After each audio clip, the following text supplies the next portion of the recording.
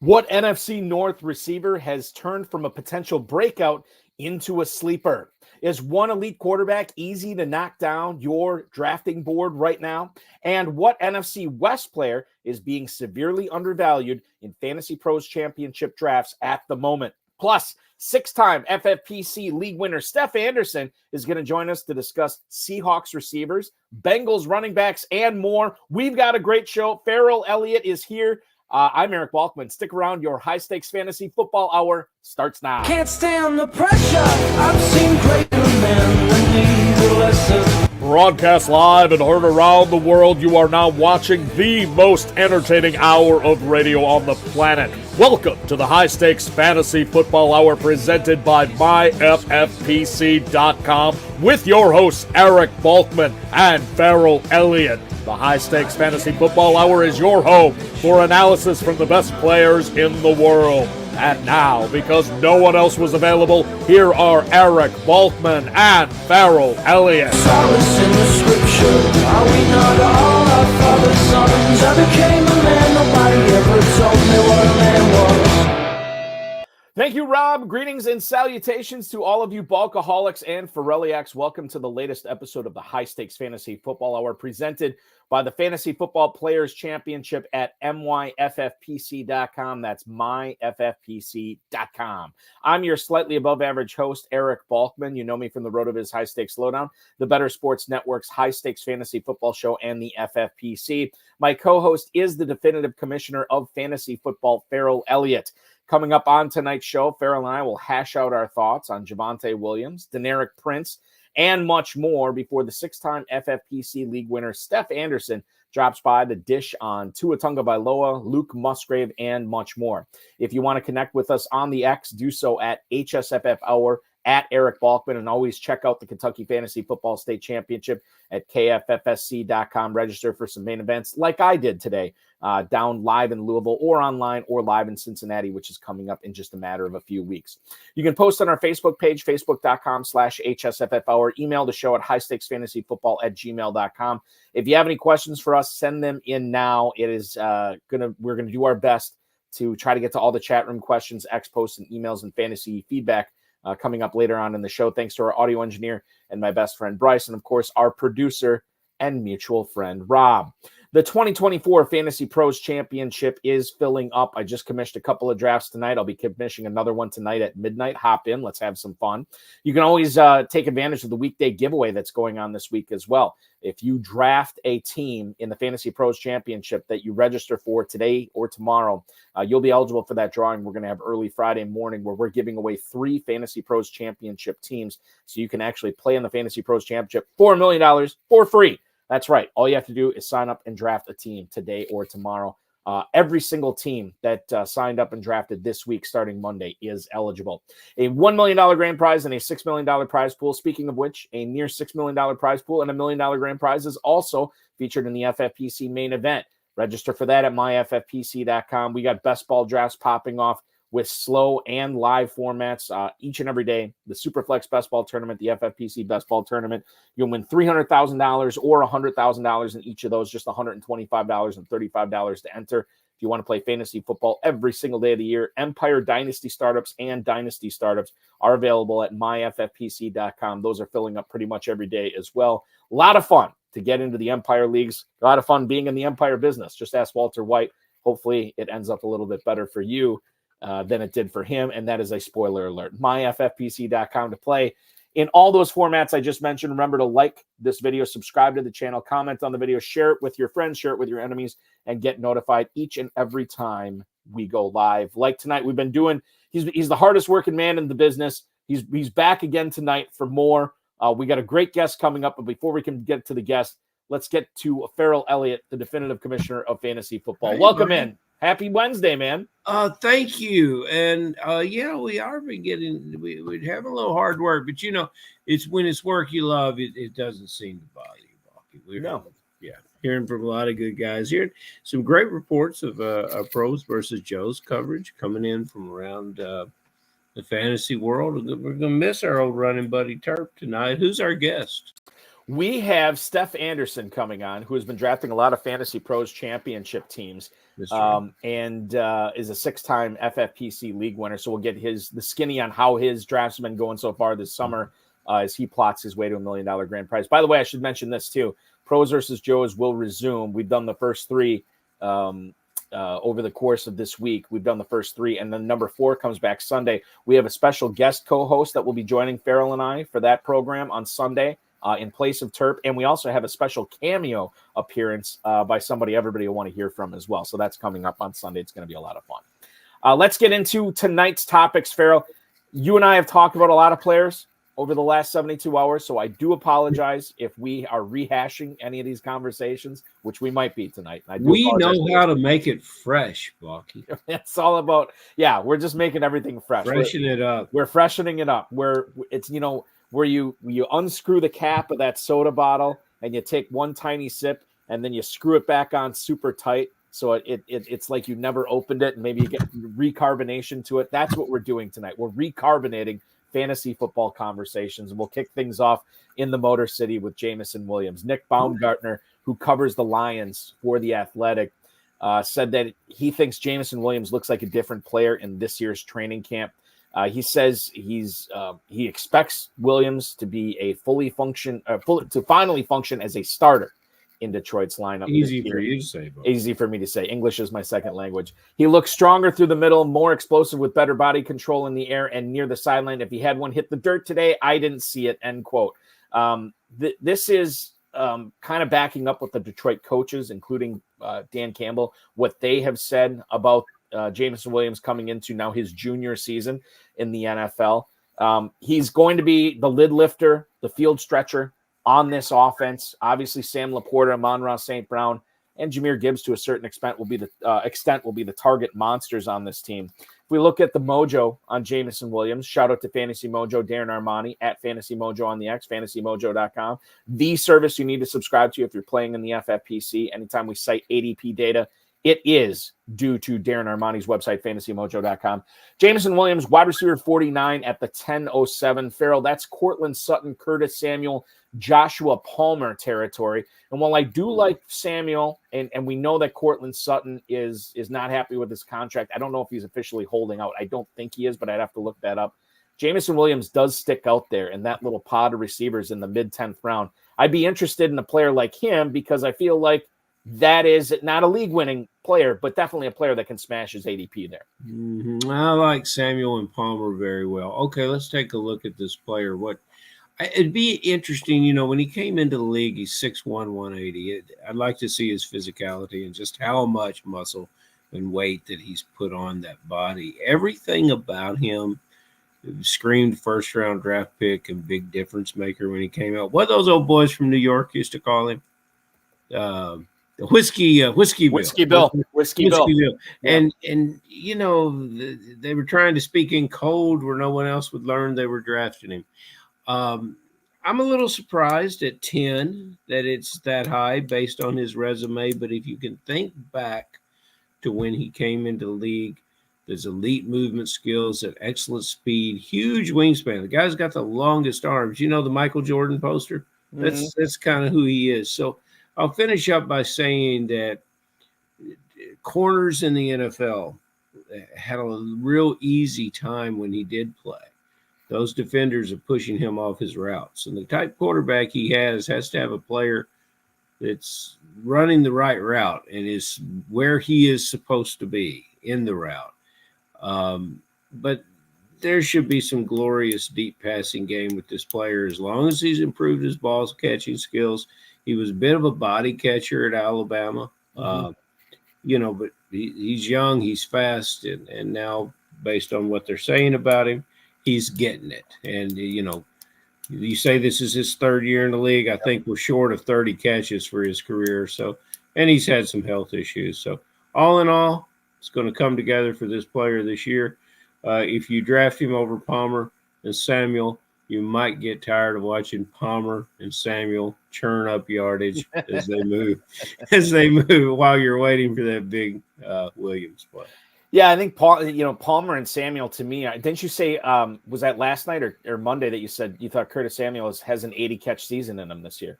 It could easily happen. Yeah, and I think that we always crave the PPR, targets, and we crave the receptions, obviously. Both those guys, no question, in my opinion, they're going to have more catches than Jamison Williams this year. But fantasy points, when you consider the field flipping ability that Jamison Williams has, that maybe Palmer and definitely Samuel do not have, then it gets a little bit closer.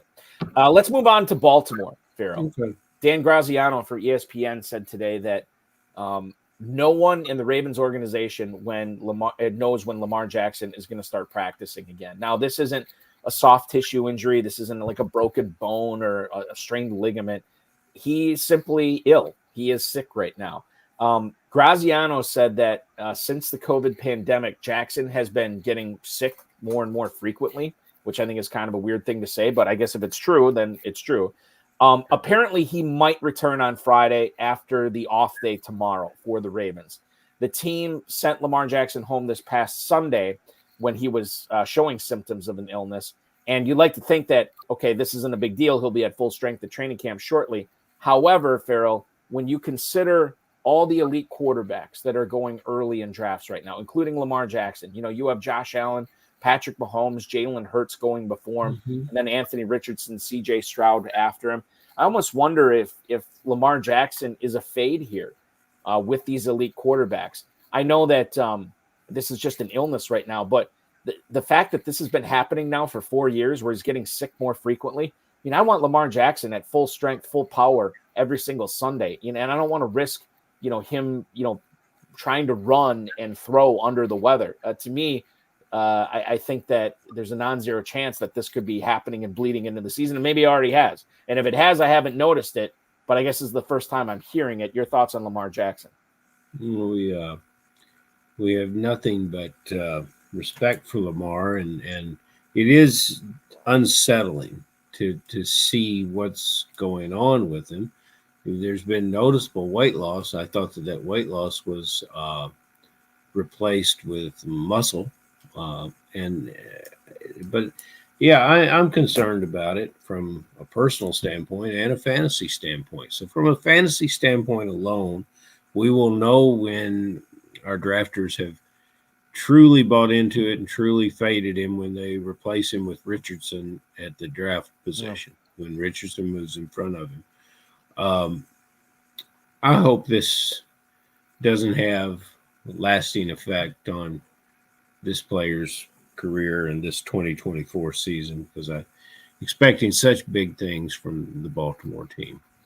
Lamar Jackson right now, 6'02". Anthony Richardson is the next quarterback up at 6'11". And maybe I'm just making too much of this, but it's weird for, and I'm always looking for angles. I'm always looking for, stuff that might give me tiebreakers, the wrong phrase, but the stuff that's going to give me a little bit more insight into these guys. And when you tell me, Graziano tells me that this has been happening for 4 years now, that is a little concerning. Now, he did win the MVP in one of those years, so maybe it's not as bad, but it's still, I think, to borrow your phrase, it is a little unsettling. And we'll be following this Lamar Jackson thing throughout training camp. We got Steph Anderson coming up here in just a couple of minutes. Before we get to him, the 6-time FFPC league champ, let's talk about the Los Angeles Rams. Sean McVay said, according to Eric Williams today, who covers the team, so that the Rams and Matthew Stafford now have a new deal.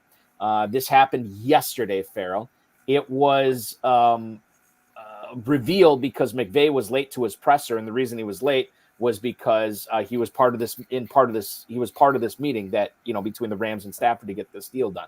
3 years left on Matthew Stafford's deal. No guaranteed money, however, past this season. And it sounded like Matthew Stafford wanted to fix that. He did. I don't know the figures on this, but I do know that the Rams clearly believe in him because they've re-upped with him.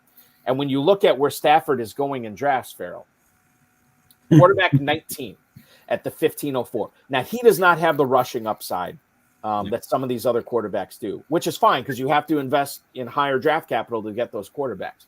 But Matthew Stafford has a first-round receiver in Puka Nacua.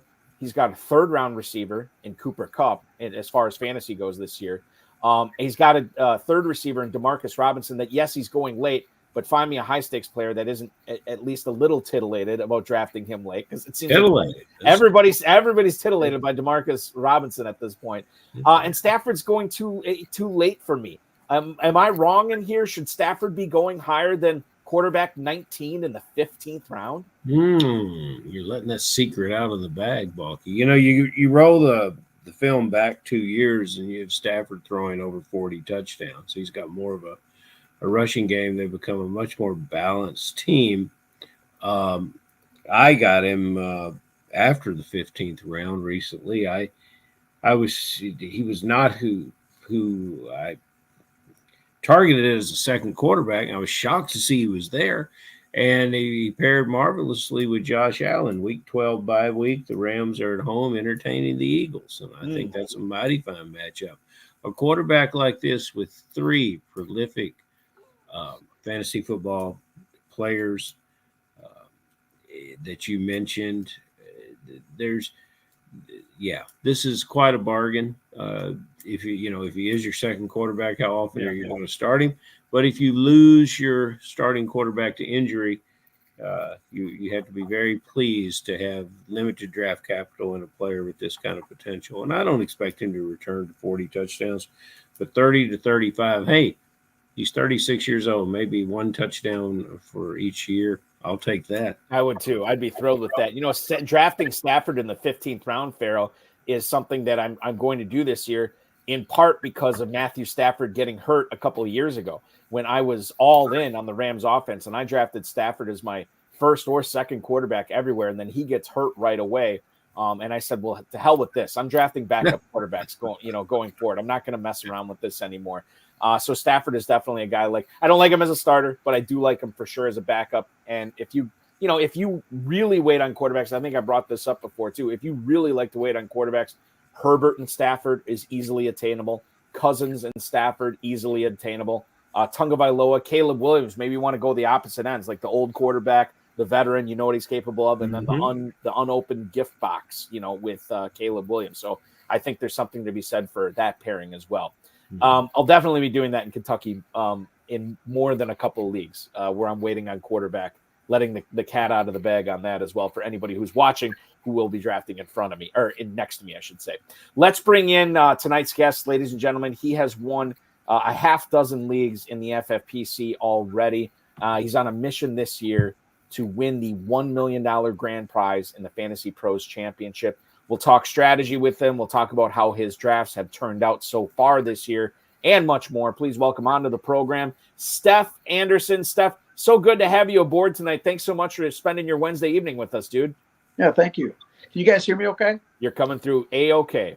Awesome. Loud and clear, Mr. Anderson. Absolutely. Awesome. Well, nice to meet you guys. Thanks for having me on. It's absolutely great meeting you. It's wonderful to have you on. Hopefully you feel that way after the interview tonight. But we will kick things off with a non-fantasy football question. Can you tell us what you're doing for a living when you're not winning all these FFPC leagues? Very busy father. Very busy working in the IT security industry. So a lot of noise around that industry right now. So yeah. No kidding. What's going on, Steph? Like what is going on with this? Do we have to go back to pencil and paper, or is this file cabinets and file cabinets? Multiple individuals rummaging through file cabinets. No, it's we get some Watergate. Maybe Watergate will come out of it. Who knows? But no, it's it's. I think that there's just a lot of noise right now in the security space. There's a lot of companies, positioning themselves around cloud initiatives, and they're moving at lightning speed, right? So there tends to be a lot of mistakes. There's a lot of competition. So I think that this is a good example, right? Because the company that went through this was a company that was very well known in the space. So growing too fast. Yeah, I guess that's what it is. Let's get you very well known in the fantasy football space. You've never been on the show before? No, I haven't. I lead a pretty low profile. I play a lot of leagues, but I'm not out there addressing content. I basically consume you guys. I watch, people like yourselves and listen to a lot of other pundits, and I kind of gauge my drafts by what I'm hearing and where, I know players align within the draft. And so you guys help me out, because I know where sometimes I figure out where you guys are wrong, and sometimes I figure out where you're right. So you'll be more correct on the latter than the well. Okay, listen. figure out this for me, you can distinguish yourself and help me out. If you can tell me what to expect from Kyron Williams. Last year I had a team, playing partner selected Kyron Williams very late in the double-digit rounds, and it was part of the reason we were so successful. Now he is significant draft capital to get him on your team, but he's moving around a little bit. Your thoughts on Kyron Williams? So Kyron, I had Kyron in a couple of leagues last year. He kind of came on late. There was some news that came out of him. A couple of beat writers wrote him up, and there were the smart people that took him benefited greatly, right? I think that he was injured last year for at least 4 or 5 games. Otherwise, I think he probably would have had a monster year. He's still had a monster year. I still think he's worth, where he's at right now. I know that in Underdog, he kind of started in that turn at first. He was around that 1-2 turn, and now you can grab him middle of 3rd round. I think that has to do with Corum, for one. A little uncertainty there. I still think McVay believes in him heavily. In the McVay concept, they run a lot of stack formations. They need backs that can block. So he's getting the ball out quickly, and I think Kyron fits that scheme, and I think he trusts Kyron. So, I like Kyron. I have him in several leagues. So very good. There was an interview that I think on Roto World 3 weeks ago, probably now. And Adam Grossbard, who obviously covers the Rams to the OC Register, kind of alleviated a lot of the concern I had with Kyron Williams. The fact that Sean McVay loves him, the fact that Blake Corum was not drafted to take his place, at least not right now, but to give him a breather. They wanted somebody that could come in and not miss a beat if Williams were to go down. He also kind of downplayed the foot injury as well. So I did start thinking this year, early, January, February, March, that Kyron Williams was, 1st round, 2nd round was too high. And now I'm starting to think like maybe he's actually a buy at the late 2nd round. Maybe he's a buy in the early 3rd round when he slips.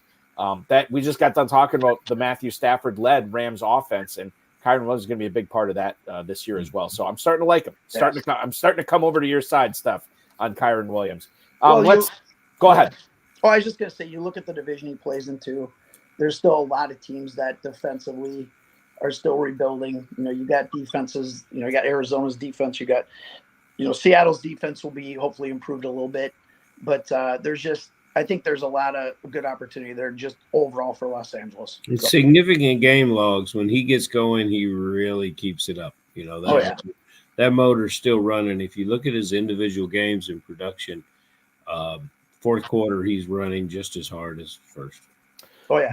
You mentioned the division. Let's stick in that same division here, Steph, and talk about the Seahawks pass catchers for a second.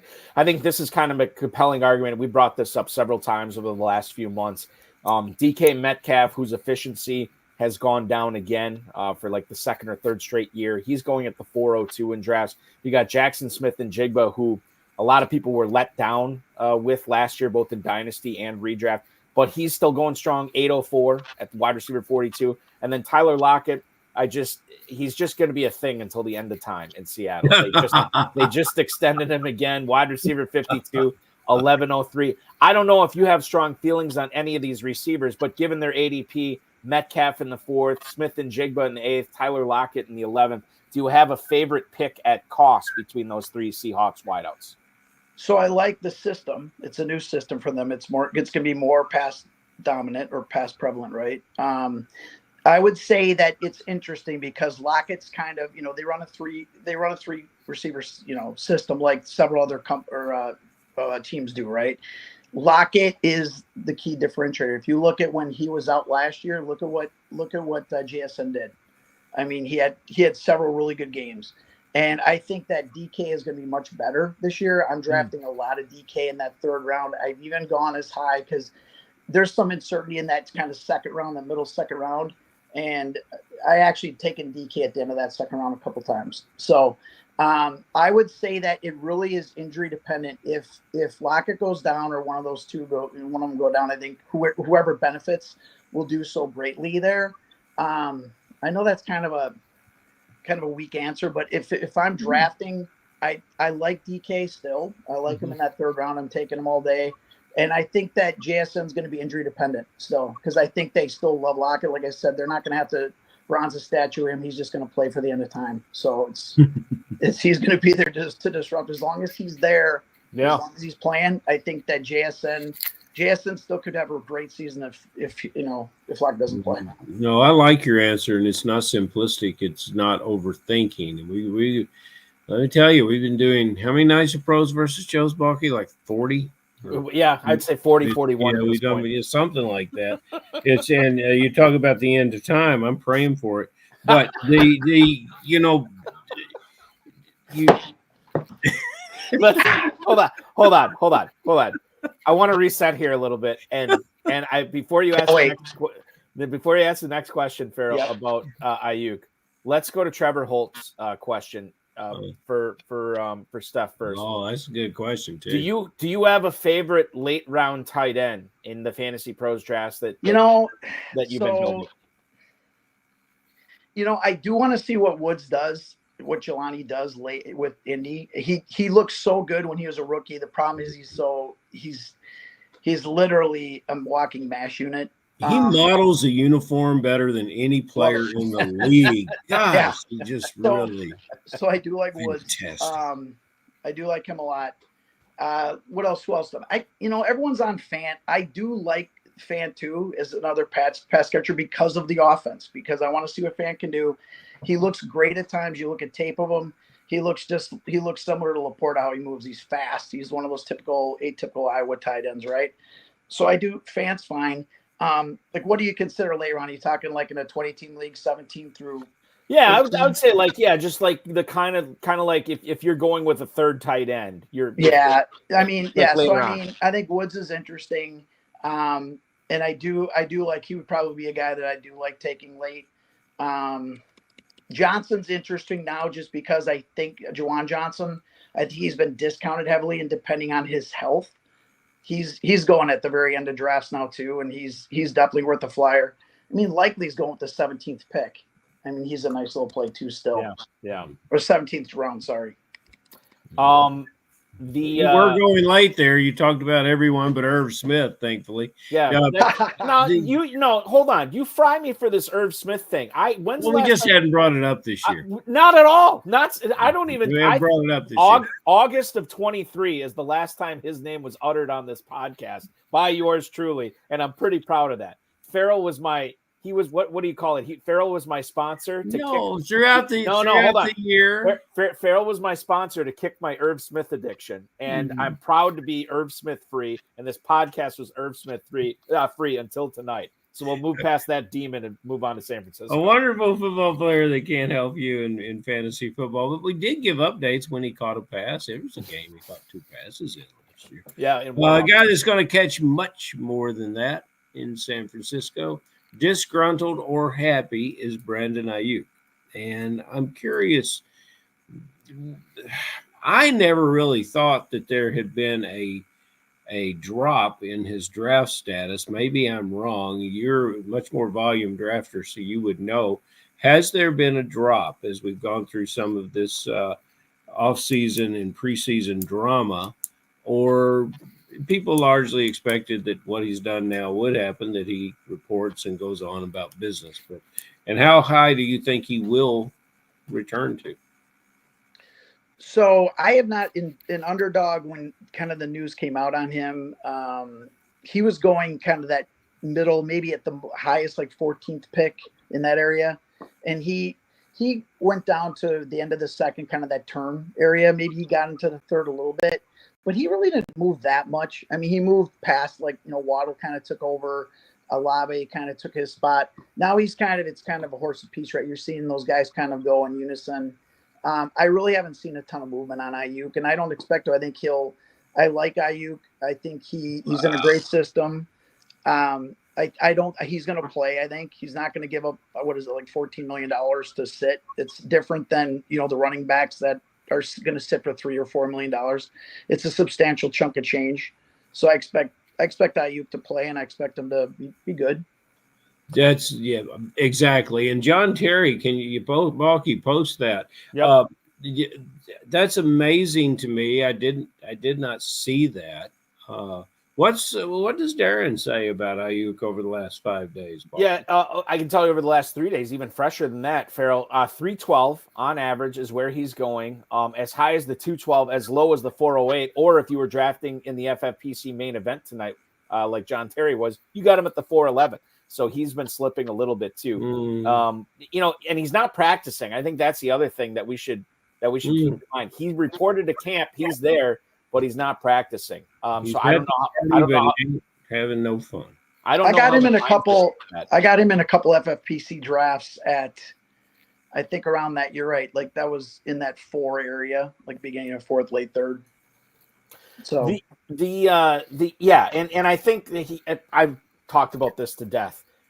For whatever reason, just he has not moved a whole lot. When there was rumors that he was going to be traded, when he was holding out, or he wanted to trade, he didn't slip a whole lot. And now that he's in camp, he hasn't gone up a whole lot. So I think fantasy drafters are just smarter at this point. They understand how the CBA works. They understand what Ayuk has to do to get paid, and sitting out and not, practicing, all preseason and not playing in games. That's not going to help you get paid.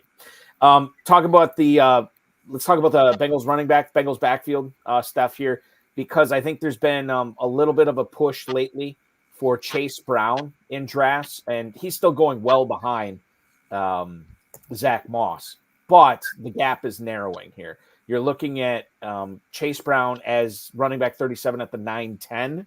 Zach Moss is running back 28 at the 802.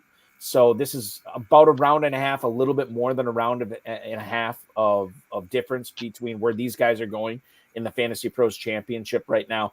In general, how do you handle Brown and Moss in that Bengals backfield? So I'm still bigger on Moss just because I think they like him from a pass blocking perspective. And I think that it's such a dynamic offense, right? I still prefer Moss. I'm drafting a lot of Moss. Whenever I can get him, I'm pretty much hitting the trigger at the right spot. Like you said, around that 8-round spot on FFPC makes a lot of sense. I like Brown though, too. I saw him play a lot of college ball. It's just that I'm taking Moss a little bit higher than him still. I think there's a lot of similar backfields, whether it's Cincinnati, Tennessee, Pittsburgh's got a different one where they're more run heavy as opposed to, I think you're going to see a lot of these traditionally smaller receiving backs that you have at Tennessee and at Cincinnati. They're different than those Pittsburgh backs, but I think they're going to be all used, kind of in unison, right? So I think there's good opportunity for both, but I prefer Moss. Makes sense to me. What doesn't make sense to me is that Balky was bringing up the fact that Stafford has so many early weapons in fantasy football. You say the same thing for Tua down at Miami. And Tua, last year completing his first 17-game season, it was a marvelous thing to watch. 4,600 yards passing, close to 30 touchdowns. The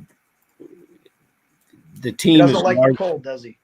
The team has largely stayed intact, and he's got a great running back room and a wonderful home field advantage to play with. Put all that together, fantasy players just don't particularly seem interested. Are the ones that are drafting, are they wise, or are they just taking advantage of a double-digit top quarterback? So I understand why they're reluctant. I think it has to do with the fact that he does play predominantly cold weather teams late, right? And there's some of that this year.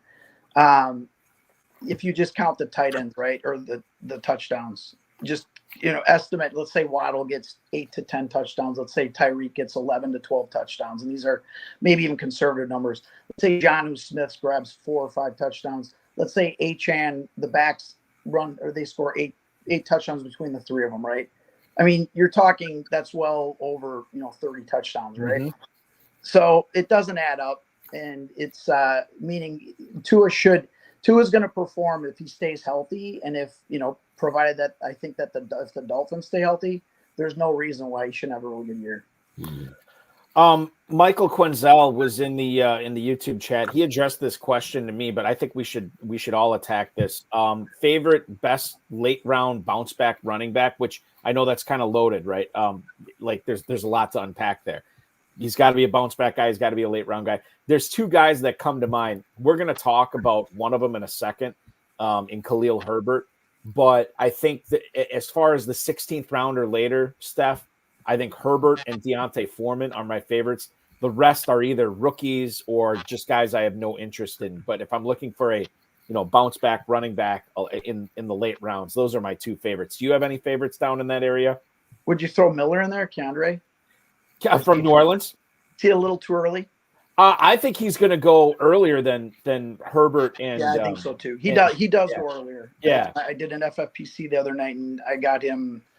I think I pulled it a little bit earlier. I think it was 14th or 15th. But I still think that's great value stuff. Like I think I'm a big fan of Kendra Miller this season for sure. Yeah.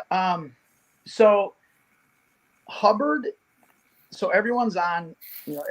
Everyone's jumping on the rookie, right?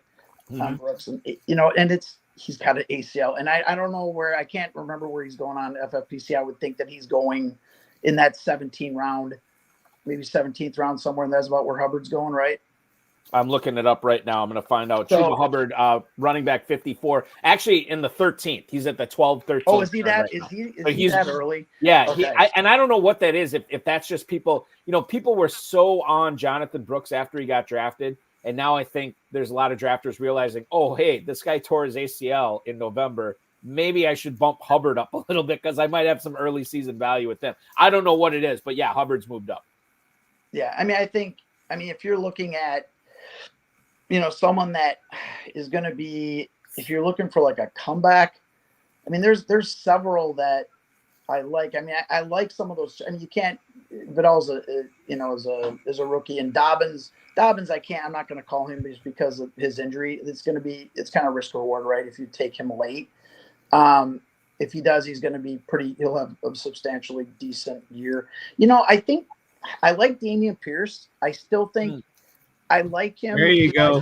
I think he's late. I know that's a crowded team in general. We'll talk more about some of those guys later, I think.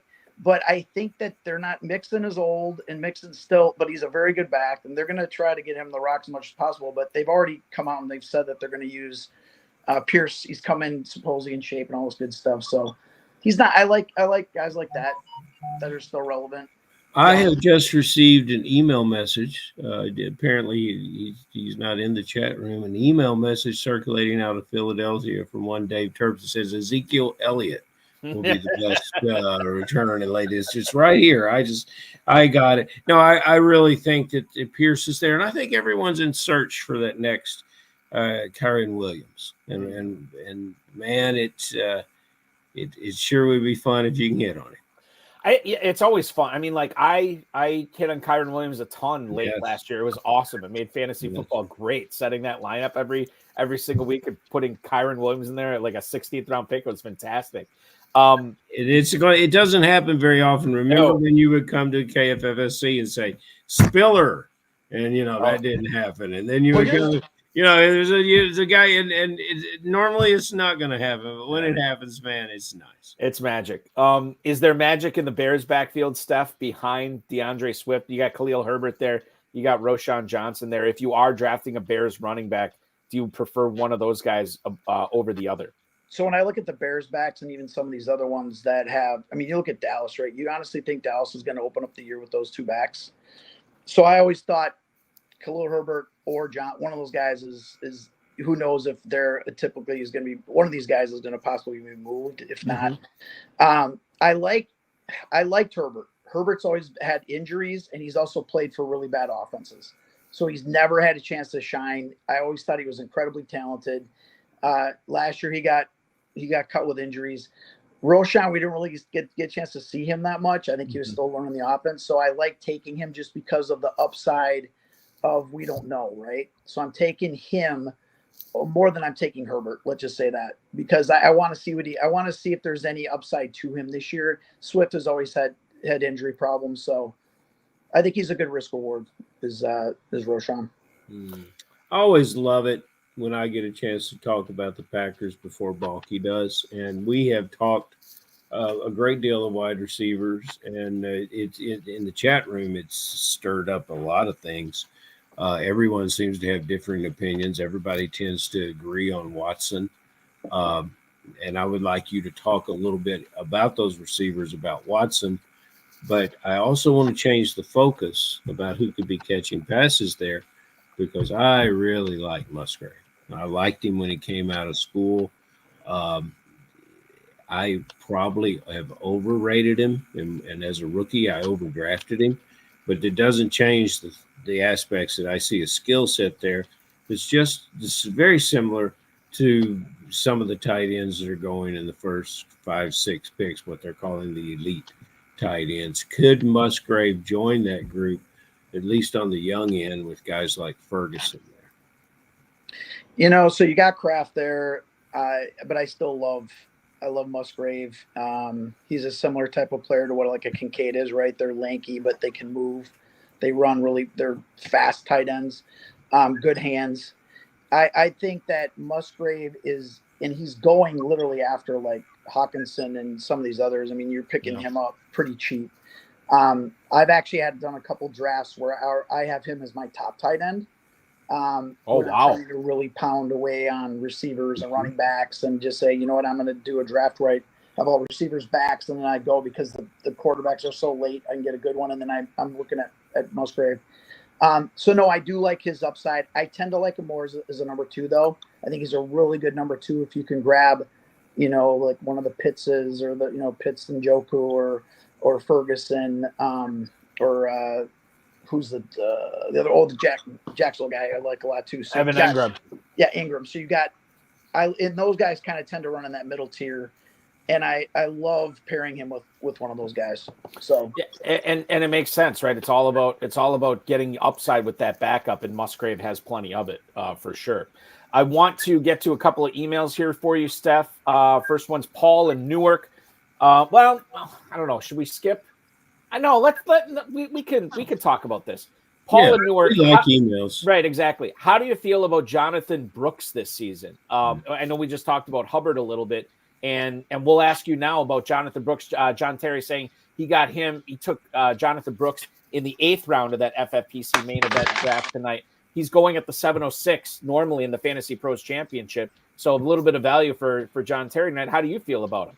I've got him in one league. It was like Pollard with me last year, right? I thought Pollard was going way too high, but I took him as an insurance policy in one league.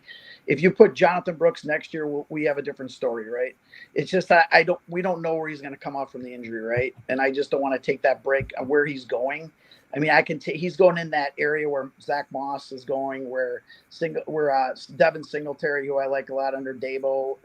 There's a lot of guys that I'm taking over Brooks, just not because he's a bad running back. I don't know what's going to happen with his knee, and it happened late in the year. It wasn't like it happened. Yes, it does. So I'm reluctant on him, and like I said, that's why I don't think there's anything special about Chuba. I don't know what's going to happen, with any of the other backups there, but it seems like there is. I'm just not as high on him. Many fantasy drafters have strayed away from drafting high players that have come off that surgery in the NFL. They say the following year from the surgery is where you'll catch back up to the player's skill set. And so, but in Brooks' case, it seems like everybody's looking the other direction with that and is willing to say that it heals quicker if you're in college. And, everyone heals differently, and so it's still to see. I certainly don't care much for what is behind him in that backfield, and that's what keeps me a little bit off of some of those players from Carolina. Let's go roll back to the Green Bay question that I had for you. Talk to me, because like Dom dropped in on the message board. He talked a little bit about being in on Wicks, and there's just a variety of feelings and issues about that Green Bay receiver group.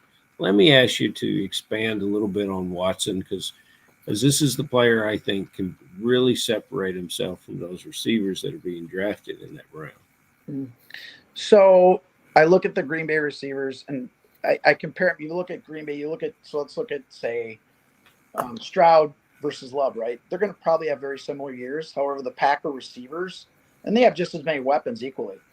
But all the Houston receivers are going ridiculously in the top 3 rounds. The Packers receiver, like the first, like Reed, I don't have a lot of Reed. I'm getting a lot of Watson, to your point. I like Watson. I like where he's being drafted. I don't have as much Reed just because he's going a little bit too high, and I like not that I don't think Reed's going to have a good year. I think in best ball, I think you can get some nice weeks with Reed, so I like him. I'm not pulling the trigger with him at 5 or in the 5th or 6th round.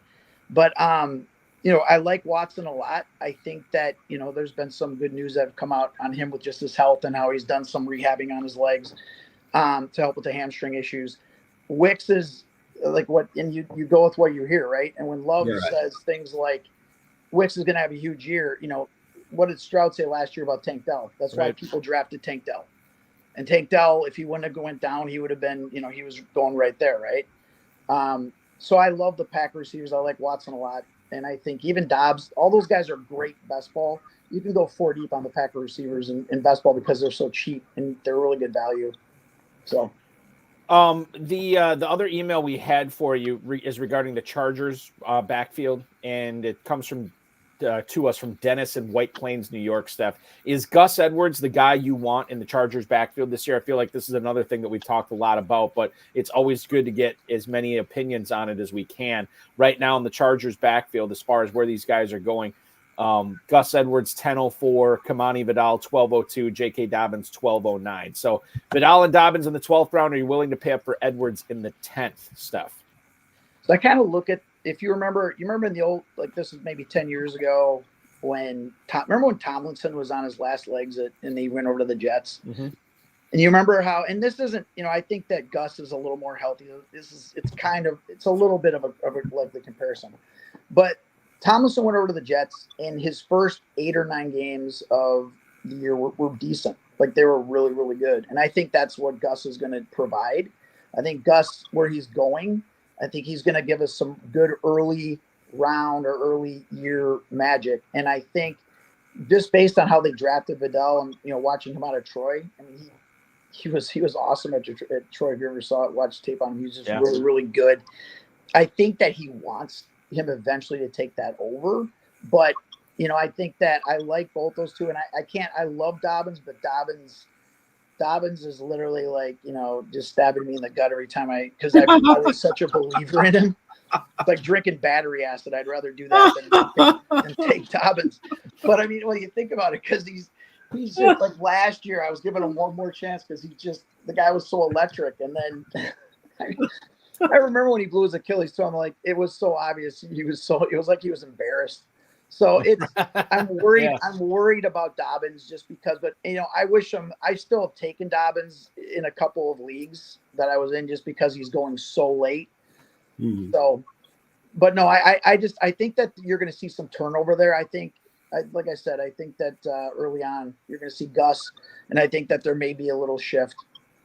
Okay. So, And none of these guys are costing you your league exactly. because they're all double-digit round picks for sure. And if there's an injury there, of one of them, you're going to be, because he's going to be a run-heavy coach at first, right? Mm-hmm. They've got a lot of young receivers. None of those receivers are going to scare anybody, so he's going to have to run the ball.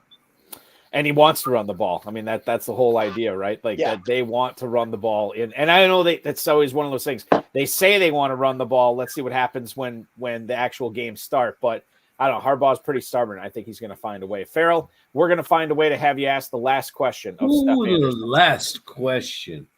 You're a really positive guy. And, even those players that have stabbed you in the gut, you give them a chance to stab you again. Who has stabbed you too many times, or who can you predict might be wielding the knives in 2024 to ruin your season? Give me a guy that you will not get in business with. And then tell me someone, we talked about a lot of players, tell me someone we didn't hit on that you're really high on this year. You know what? I forgot to go over this one, but I can just do this one off the top because I know. Yeah, dude, it's called the bare knuckles question. And this is like, you're in the jungle, get out of the way, and you're in like, I get it.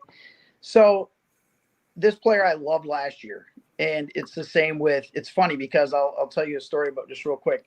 there was a player I couldn't stand last year that I really like this year, and that's Pollard, because he's going later.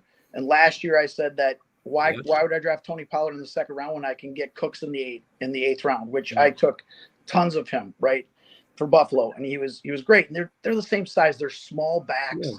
They're not going to be able to carry the load. So this year it goes back to Houston. So Tank Dell, it's like just move him out of the way at the dance. You know what I mean? I'm trying to find someone else. He is not. I like him, but you have a coach saying that they're going to get Mixon 270 some odd carries. You've got Diggs there. You don't think he's going to command the ball? You've got Nico Collins there. He's going to command the ball. You've got Mechie working with the first team offense over there. You've got a lot of, there's a lot of noise. And even like last year when they had a lot of guys healthy, Tank, he needed some injuries. And I think he's a great receiver. I just don't think he's going to put up third round number on Tank, or fourth round where he's going. So that's pretty impressive. Tank Dell reminds me of Joshua Palmer when the Chargers had all the guys. Yeah. And good receiver. It's just too many guys. It was like Quentin Johnson last year. Who's going to draft Quentin Johnson or even a Dunze this year? They're all injury dependent, right? Let me see. Let me think about guys that I like. I do like Samuel from Buffalo. I think they're going to use him as like a Swiss Army knife. I think they're going to use him just like Debo. I think it's going to be East Coast, Buffalo. I do like him. I think he's going to provide a little value. Moss is, if you're looking like in that like 12 to, we touched on some of the Packer receivers. I like those guys. I do like those guys like Dobbs, and especially in best ball, I do like Wicks and Dobbs. And I think Cooks for Dallas, he's old and but I think he came on last year, and I think that he is going to, he's going to establish himself a little more. Yeah. Okay. Who is your favorite double-digit Raider? Because we haven't talked about the Raiders. Oh, yeah. I'm not going to stand for it on this show. Trey Tucker. I'm going to ask your favorite. Yeah, there you go. Yeah, there you go, Ferrell. Your guy. Are you talking about double-digit as far as like sleeper? Yep. Yes. Oh yeah, Trey Tucker, not even close. I've drafted him in almost every league, and this is one that I'm almost like I don't want to talk about, but I think it's going to get out there now, especially now that I don't know why with the retirement of Gallup. Gallup. Hey, Darren Armani's at home going, that's the guy that's drafting Tucker. If you watch Trey Tucker, I think I was at a bar last year, and it's one of those things where I was looking up at the TV, and I think they're playing KC late, and he had that game where he had like 7 receptions for. I was like, did Tyreek get traded to the Raiders? So I'm like, like he was. I'm like, yeah. So I do like Trey Tucker, but he's a little small, but I do like him. Yeah. Trey Tucker last year against Denver, January 7th. Denver. Five catches for 79 yards. The previous week against Indy, he also had 5 catches, and he had a 7-catch game against the Miami Dolphins last year as well. Yeah, so absolutely. This is a guy that I think, especially in Kentucky, Ferrell, where everybody is wide receiver drunk, people will be picking up him super early, much earlier than the Fantasy Pros Championship. Steff, where are you from? I grew up in Wisconsin. So isn't that where you're from, Balky? Yeah, what part of Wisconsin are you? Where are you from? I'm a Pointer. Stevens Point. I'm a Pointer. Oh, how about that? My dad went to college there and was very disappointed that I did not attend that university. How about that? My dad worked for the university system for many years, and I was situated up at Stevens Point. I lived on campus. Did you go to Spash then? I was a Spash kid back in the good for you. Just like all the fine residents of Wisconsin, you're invited for the last weekend in August to come to Kentucky and draft. Right. And, you look like a man with kids and responsibilities that could use a drink. So you can get drunk on wide receivers and anything else you would like here. We'll watch you and make sure you'll be okay. That should be the tagline. I moved to Minnesota, though, so I've been in Minnesota the last 35 years. Well, you don't have to tell anybody. You don't have to tell anybody. Just come on. Steph Anderson. On that, man. Steph Anderson, we'd love to see you in Louisville. That'd be fantastic. And hopefully we see you holding $1 million check at the end of the season with the Fantasy Pros Championship. Congratulations on the success you've already had in the FFPC. Good luck this season, and thanks for carving out a little time out of your schedule to come talk fantasy football with us on this Wednesday night, man. Really appreciate it. Be good. We'll talk to you soon. Yeah, thank you, guys. Absolutely. You guys. Steph Anderson, the 6-time FFPC league champion, joining us on the High Stakes Fantasy Football Hour tonight. How about that? Stevens Point, Wisconsin. I'll have to tell my father about that. I had a feeling that he was one of your homeboys. Yeah. I just did.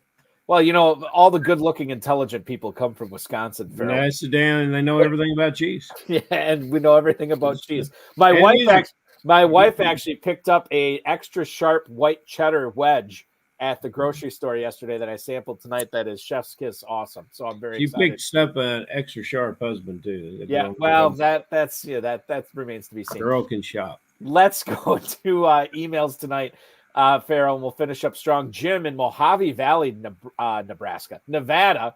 Hi, guys. Are you buying into Deneric Prince being the backup to Isaiah Pacheco this season? Great job on Pros versus Joes this week. That is Jim in Mojave Valley, Nevada. Thank you so much, Jim. We appreciate the kind words. Yeah, so what's going on with I think what's interesting about this, Ferrell, is we kind of we're all about Clyde Edwards-Helaire being the guy behind Pacheco, right? And now we're seeing Deneric Prince work with the ones and working as the first running back onto the field when Pacheco goes out. Deneric Prince right now, if he hasn't already, is going to be going up. Running back 70 over the last 3 days in the Fantasy Pros Championship, taken in, wow, that's not even ADP. He was only taken in one draft in the Fantasy Pros Championship over the last 3 days. It was the mid-18th. That's going to climb. Ferrell, I do have some interest in Deneric Prince late. Yeah, I think you should. I liked watching him in college. I think he's capable. Balky, if you got size on him, I remember him coming in at about 220. He was rather big back between the tackles. Am I getting this correctly? I'm looking it up right now. Please. To me, fantasy relevance does not matter behind Pacheco because I don't think he's ever coming off the field. But you want a potential piece of the Kansas City Chiefs. It is always worthwhile. And, yeah, this will be something to watch in their 3 preseason games. 6 foot 216, according to the Chiefs. Yeah, that's a between the tackle runner, and that, Pacheco doesn't look like that kind of runner, but he certainly is. And so this gives it a little bit more.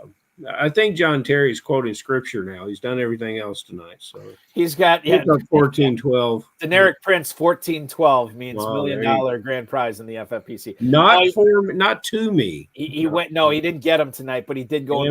That's the only fish he hadn't caught in years. That's the damn truth. That's where Prince went in the main event tonight. I would expect him to climb up. That's good public service to John Terry. Oh, fantastic! Yeah.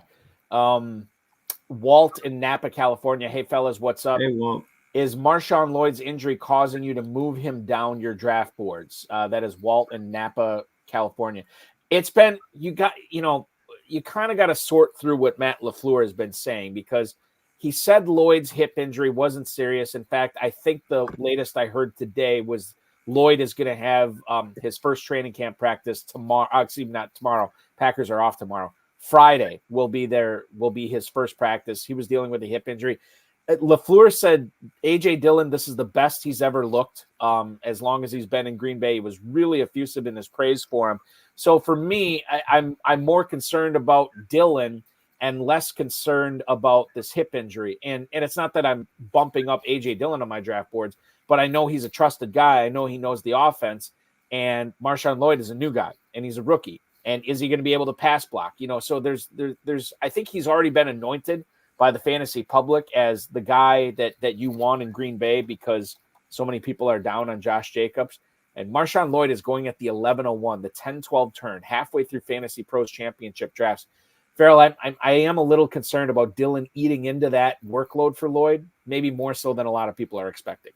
As a broadcast professional that you are, and based on your geographic location, can you expand on why people are down on Josh Jacobs? Well, I think they look at the season he had last year.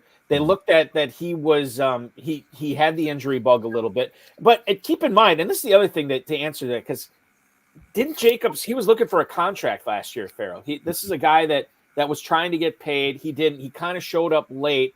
I don't know what kind of football shape he was in. And obviously, if you are not participating in everything leading up to the start of the season, you're kind of going to be behind everybody else. That's not the case this year. I mean, he's been doing everything. OTAs, mini camp, training camp. He's been in Green Bay this whole time working out with his teammates. So I think there are people that are down on him based on recency bias. I don't necessarily know if they should be. I'm excited to see what he can do. Remember a couple years ago when he was returning kicks in preseason and fell all the way to the 8th round? Which, by the way, he was returning kicks this week too in Green Bay for the Packers. That could be a good sign. And remember where he finished in the running back? Number one. He led the league in rushing that year. A guy I wouldn't be too down on him, nor would I be spending much time counting up fantasy values of the depth chart. John Terry, just with the knife stab into Ferrell. Players only get better when they leave the Raiders. Oh, well, that may be true, John, because you know what? The tremendous coaching staff and culture of the Raiders carries through without the league. Those trees are planted everywhere. There has been a seed being planted in my brain and fantasy owners' brains about Jaleel McLaughlin and how good he has been in training camp so far, how much he's been running with the ones. Joel in Jacksonville, is Javonte Williams a must fade right now? We heard reports this week from multiple beat writers in Denver that Javonte Williams and Samaje Perine may be battling for the same roster spot there. Javonte Williams at the 908 right now.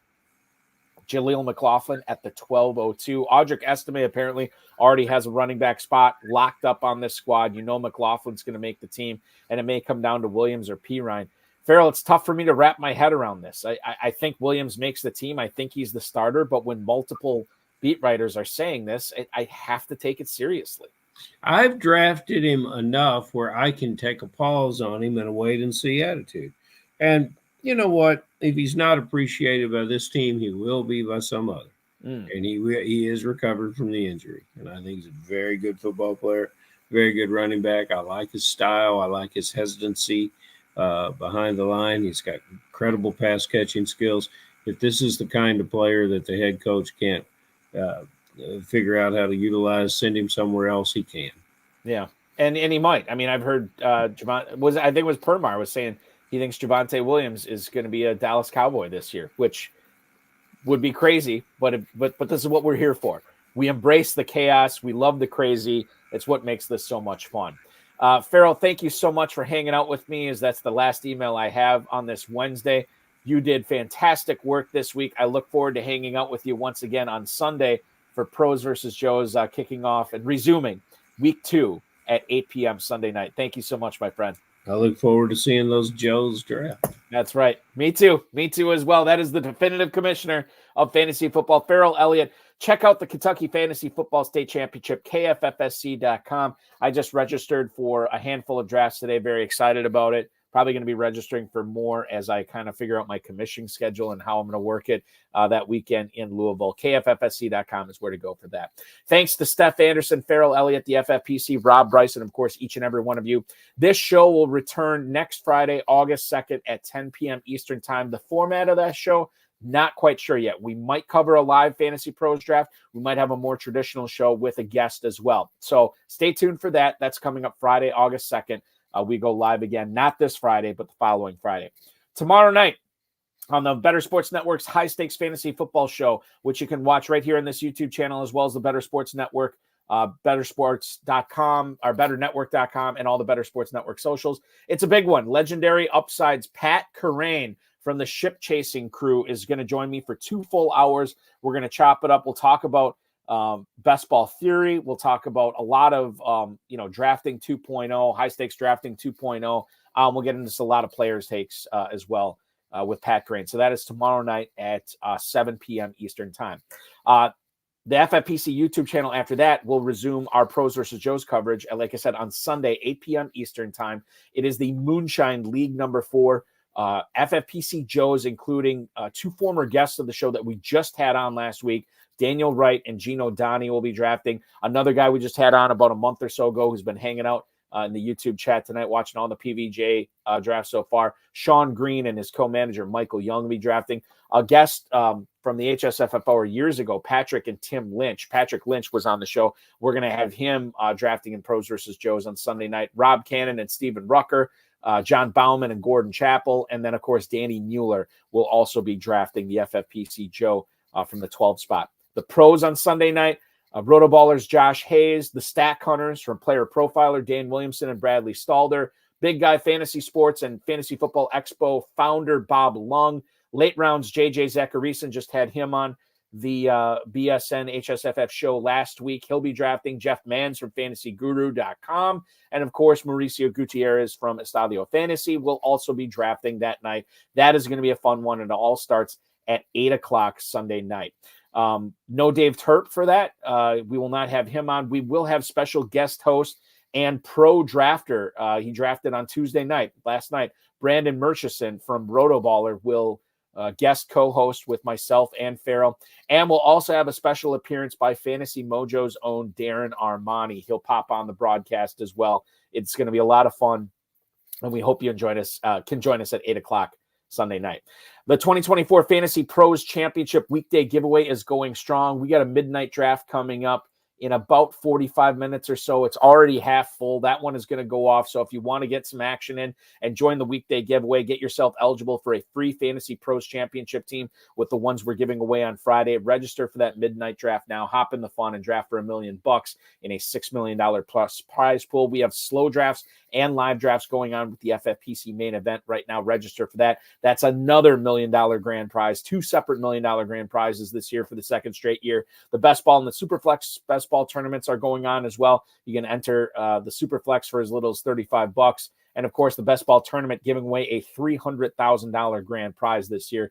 Check out Empire Leagues, Empire Dynasty Startups, and Classic Dynasty Startups over at myffpc.com. We got it all. If you got $5, we got a league for you over at the Fantasy Football Players Championship. Once again, remember to like this video, subscribe to the channel, comment on the video, share it with your friends and enemies, and get notified each and every time we go live, which will be tomorrow night, 7 p.m. Eastern time on the HSFF show with myself and Legendary Upside and Ship Chasing's Pat Corain. We'll talk with you then. Your week continues now.